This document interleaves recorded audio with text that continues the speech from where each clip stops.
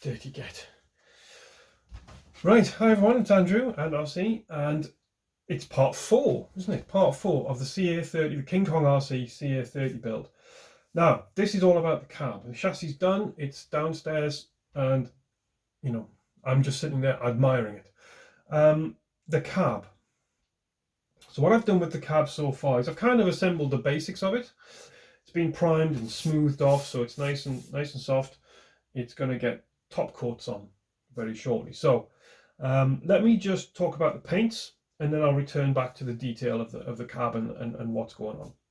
So this is going to be a 3-colour job. Because Terry's gone bright blue, his blue for his MCA is about the same colour as this super glue top. Eh? It's going to look staggering on videos, right? His red MC looks staggering on videos.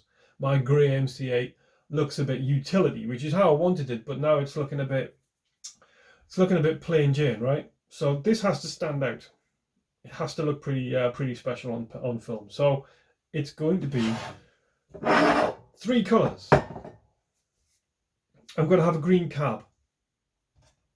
I'm going to have a yellow back section. I'll come to that in a minute. And I'm going to have red doors. This is the MC6 paint leftovers. How funky is that? So why that? Well, this truck is going to be an expedition truck first and foremost. It is going to have a radio box, command box on the back. It's not going to have the wooden load bed thing. It's going to have a big radio box on there. Now, I'm not using the MC8 Cross RC radio box that I've used already. You've seen that. That's for that. It's not for this. So what I'm going to do is I'm going to build one. Oh, blimey, Charlie. I'm going to build out of styrene sheet a radio box for this truck, okay? And you can see the pictures somewhere up here, down there, I don't know. The magic of editing. You can see the kind of box I'm going to paint.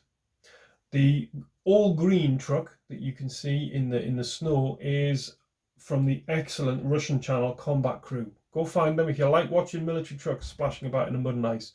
Go find Combat Crew and check their videos out, man. You'll see a CA30 with the box on that I'm going to build. Okay, it's all green. Mine isn't going to be green. It's going to be yellow box on the back, as per this image, which is where that inspiration has come from. I believe it's a kind of like a rescue truck or something like that. It's in a slightly different color. So I'm working on that basis. This might be a little bit cobbled together. It's going to have a different green on one of the wings. So like a new wing's being put on. It's going to have the red doors, so that maybe the whole thing came from somewhere like that, or doors have been replaced, I don't know. And the box is going to be yellow. So it's going to have quite a lot of colour thing going on. It's all going to be matte. It's all going to be weathered. It's all going to be dirty. But it's going to start looking like I don't know what, you know. The colour choices I've made, I'm obviously fairly limited because at the moment I can't get out with the lockdown. I can't go and browse racks and racks of paints to find a colour that I really think is going to fit. I had to take a choice off the internet. So I've got a mustard yellow, which looks about right. I've got a dark, almost like it's a Ford, these are car paints. This is a laurel green Ford colour. So it's like an ivy green. It's a little bit darker than I would have liked. I was really hoping for something a bit more kind of light in tone. The pictures of the cars in this color looked quite light, so I don't know, but I can maybe do something with that once it's painted. So that's what's going to happen. Now, the build itself, the cab build, is pretty straightforward. There's not a lot to it. What I will say about it is there was a big seam line running down all around the cab frame. This one-piece helmet thing had a big mold seam line all the way around it, so that had to be taken off, which was a big job. It had a big sinkhole in the cab roof, which has been filled and is now thankfully disappeared. There's a sink mark here, which is all but disappeared. I haven't done a very good job with that. It's all but, I can still see it slightly. Looks like it didn't. The cantilever bonnet, which is pretty epic, you know, as a sort of visual treat. I'm not sure the functionality of it is nice, but it did leave that there are 2 problems. One of which is the giant hinge running down the middle here, and the second one was it didn't fit very well to the cowl of this nose section here. So I put a fillet in and smoothed it in to get a tighter fit here. The fit at the back is pretty atrocious, but I don't think that's terribly unrealistic. What I will say about this is the thickness of the plastic is staggering. I mean, maybe you can get an idea there. As I rotate the floor, you can see how thick everything is. Yeah, the sills. Look at the side of the. There you go. See this side, the bonnet. Oh, for goodness sake!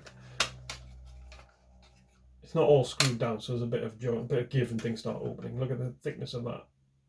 You know what I mean? It's like the kit is not terribly precise. The plastics are not. They're not as well engineered as the chassis is. They're very sturdy and stout, but there's no finesse. Okay, so the cab build itself inside isn't going to get much treatment because it's just a bit big and clumsy. There's the dash panel. I'm going to get some dials stickers on here. The doors, you know, the door panels. I mean, what's this? They open. They're opening doors, which is cool. But what's this? I mean, scaled up. I mean, I don't know what that is. It's like a giant thick bit of plastic. These are light as a feather. Don't really know why it needed to be this. Even the door handles and things are a bit kind of like. This whole thickness of door is because of this. You know, they didn't have this in real life. It's a skinny metal door panel. Yeah, I would. They could have made different choices, I think, in the way that they've constructed these bits and pieces. But you know, opening doors is cool. Opening bonnet is cool. I like it. It looks good in the box. But I think the execution of it, as a scale point of view, is not awesome. Now, the other thing I'm going to try and do with this is to have one of the window panes open, because these, I think the driver's one certainly hinges. It hinges up like some of the old Citroens and things for ventilation. So I'm going to try and have that hinged up. Okay, that'll be interesting. Just a little different thing. But I'm not doing a great deal on the inside. Here's the tub. Harley's going to be driving this because she fits. I don't know what you're doing, girl. Moving your arms about like you just don't care. So what I've done here to get her to sit, I've decided I'm not going to do much detailing. So I'm going to try and have the driver sit properly instead of kind of perching on the hard plastic. She's going to put some sponge on here and lined it with tissue paper with wood glue solution to solidify it. And so she's got like a molded seat now that she sits in. Once I've got her secured in there a little bit, I hope you can see she's kind of sitting in the seat, you know, not so much on it. So that's something I'm just trying to work with. So yeah, it's going to get sprayed now. I'm going to get some top coat on it, and you'll see those. I'll put those in at the end, so you can see the you know, so far kind of idea with it. All right, more and on. Thanks for watching. Okay, so just a quick update to finish off this little video. The cab has now had a couple of coats of the green. The doors have had a couple of coats of red, so you can get a kind of idea how they're going to work together. So the green doesn't look as dark as it did on the lid, but it's still going to have to be brought back down into I think a little bit lighter than that. So when it's finished and lacquered and so on, I'll probably try and put a bit of white over the top of it, or some light grey, you know, like a dry brush effect, just to kind of lighten it up a little bit. So it'll have less of a dark wash and more of a lighter wash, I think, to just kind of brighten it up a tiny bit. Yeah, very happy with how the paint's gone on. I've got there's the pod from the MCA, of course, which I could use on the CA30. It does fit nicely, but it's not quite the style I wanted. And to be honest, if I can't make one myself, well, you know, I've still got this one, so might as well try and make one, eh? Anyway, so that's the green that one of these fenders is going to be. So probably this one, maybe. I seem to have this one in mind. Don't know why. Is going to be that green instead of this green.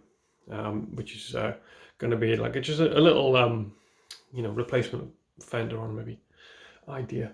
So yeah, so there you go. So the next video will be I think when the cab's finished. I don't really see a point in you watching me mess about painting seats and things. It's all a bit dull.